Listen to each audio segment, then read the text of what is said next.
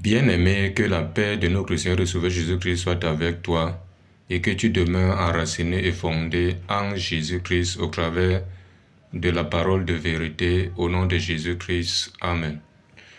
Bien-aimé, je vais vous parler de la mort spirituelle et de la mort physique.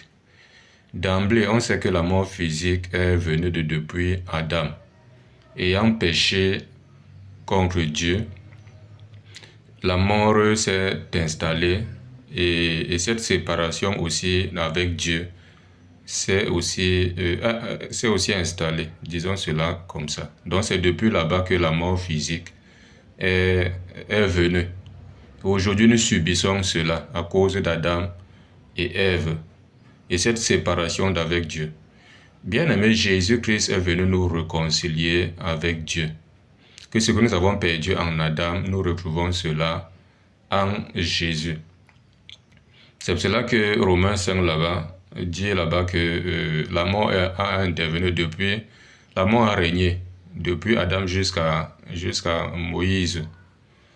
Même sur ceux qui n'avaient pas péché par une transgression semblable à celle d'Adam. Donc si vous lisez Romains 5 là-bas, à partir du verset 12, ça parle de ça. Mais aujourd'hui, on va toucher la mort spirituelle. Parce qu'il y a aussi d'autres là qui ne croient pas en Jésus. Ceux-là, ce sont des morts. Ils vivent, mais ils sont morts. D'autres même, étant même en Christ, mais n'obéissent pas à la parole de Dieu, sont aussi des morts. Ils sont aussi des morts spirituels qui vivent dans le plaisir. Parce que quelqu'un est en Christ et vit dans le plaisir, il est un mort spirituel. Il parle avec les gens, il cause, il est là, il mange, il boit, il monte, il descend, mais spirituellement, c'est un mort. Et il ira encore vivre cela dans sa plénitude, dans les temps de feu. On va prendre rapidement Jean 5, verset 24. Écoutons ce que Jean 5, verset 24 nous dit ici. Il nous dit, écoutons bien.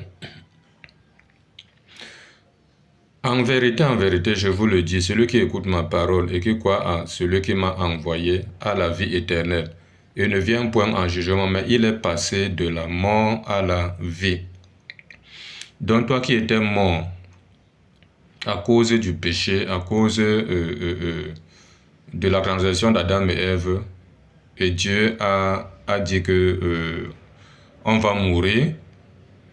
Sache que quand tu crois en Jésus, là, tu quittes de cette mort, cette séparation d'avec Dieu. Parce qu'en dehors de la mort physique, il y a aussi cette séparation avec Dieu qui est aussi une forme de mort. Maintenant, en Jésus, tu as la vie. Tu passes de la mort à la vie. Parce que quand tu n'as pas Christ, tu es mort. Physiquement, quand on soit enfant de Dieu ou pas, on va mourir. Mais spirituellement aussi, il y a d'autres qu'à cause du fait qu'ils n'ont pas Christ. Ce sont des morts. Maintenant, quand ils croient en Jésus, ils quittent de la mort à la vie. Donc, il faut que nous comprenions. C'est pour cela que c'est important de se réconcilier avec Christ pour que tu passes de la mort à la vie.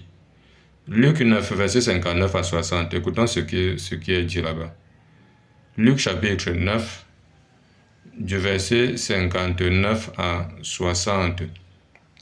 Écoutons ce qui s'est passé ici. On dit, il dit à un autre, suis-moi. Et il répondit, Seigneur, permets-moi d'aller d'abord ensevelir mon père. Voilà Jésus qui dit à quelqu'un de le suivre. Il dit que le Seigneur permette d'abord qu'il aille ensevelir son père. On dit, mais Jésus lui dit, laisse les morts ensevelir leurs morts, et toi, va annoncer le royaume de Dieu. Donc laisse les morts, ceux qui ne me connaissent pas, qui sont des morts, ensevelir leurs morts, enterrer leurs morts, la physique, qui sont en train d'enterrer. Mais toi, va annoncer le royaume de Dieu.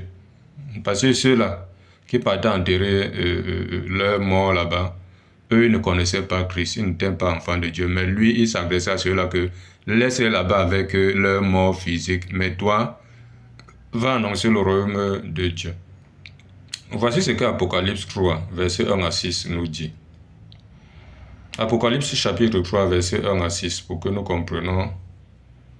Voilà, Apocalypse 3, verset 1 à 6 nous dit. Écrit à l'ange de l'église de Sardis, voici ce que dit celui qui a les 7 esprits de Dieu et les 7 étoiles. Je connais tes œuvres, je sais que tu passes pour être vivant.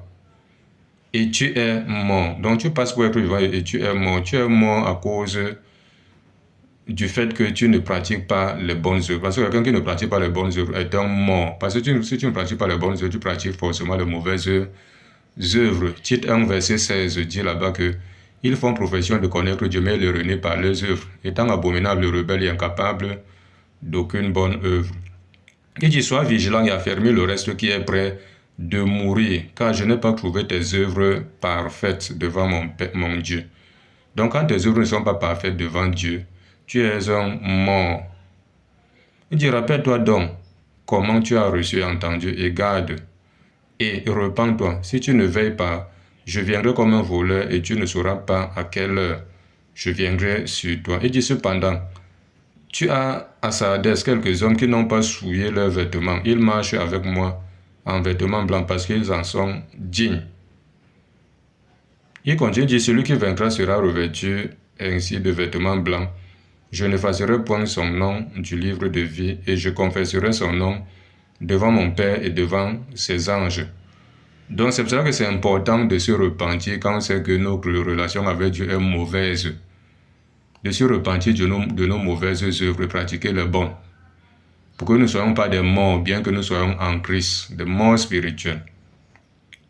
Voici ce que 2 Thessaloniciens chapitre 1 nous dit ici.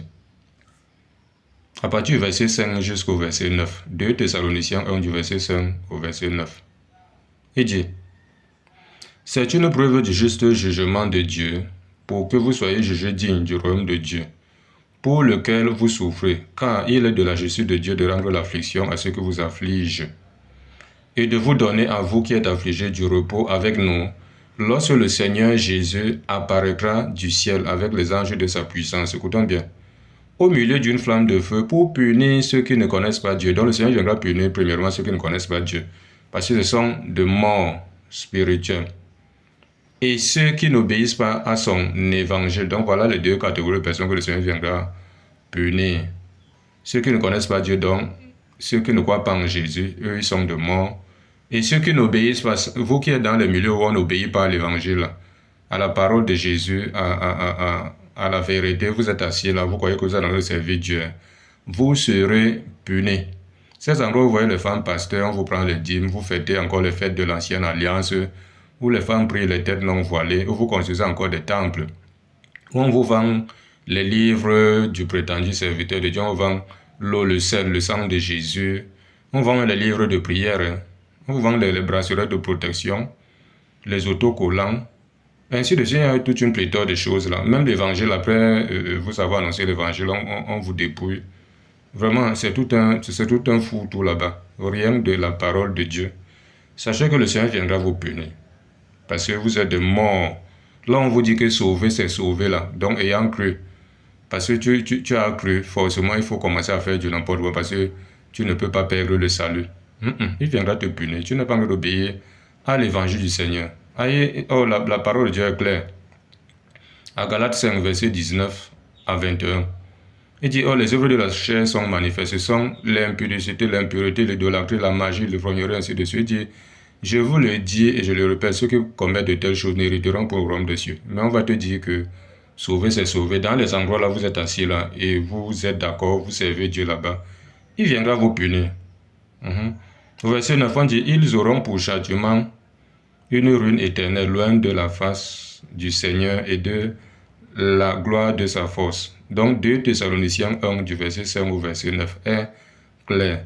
Donc ne soyez plus des morts spirituels, soyez des vivants en Jésus. C'est tellement important. Parce que c'est l'esprit qui vivifie. Servez Dieu. Ayez l'esprit de Dieu, obéissez à la parole de Dieu. 1 Timothée 5, verset 3 à 7. Écoutons ce qu'un Timothée 5 nous dit, verset 3 à 7. 1 Timothée 5, verset 3 à 7 nous dit, honore les veuves qui sont véritablement veuves. Si une veuve a des enfants ou des petits-enfants, qu'ils apprennent avant tout à exercer la piété envers leur propre famille et à rendre à leurs parents ce qu'ils ont reçu d'eux, car cela est agréable à Dieu. Celle qui est véritablement veuve et qui est demeurée dans l'isolement met son espérance en Dieu et persévère nuit et jour dans les supplications et les prières.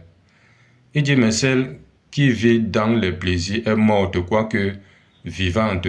Déclare ces choses, afin qu'elles soient irréprochables. Donc celle qui vit dans les plaisirs est morte, quoique vivante. Pourquoi? Parce qu'on a parlé ici des veuves. Hein? Toi-même là aussi, si tu vis dans les plaisirs, le plaisir du monde, le plaisir de la chair, la convoitise des yeux, l'orgueil de la vie, dans le péché, tu es mort, quoique vivant. Donc tu es mort spirituel, mais tu vis charnellement. Et quand tu vas fermer les yeux, tu iras vivre cette mort. Tu iras vivre cette mort-là dans sa plénitude, dans les temps de feu. Donc voilà un peu ça. Ok, dans la paix au nom de Jésus. Amen.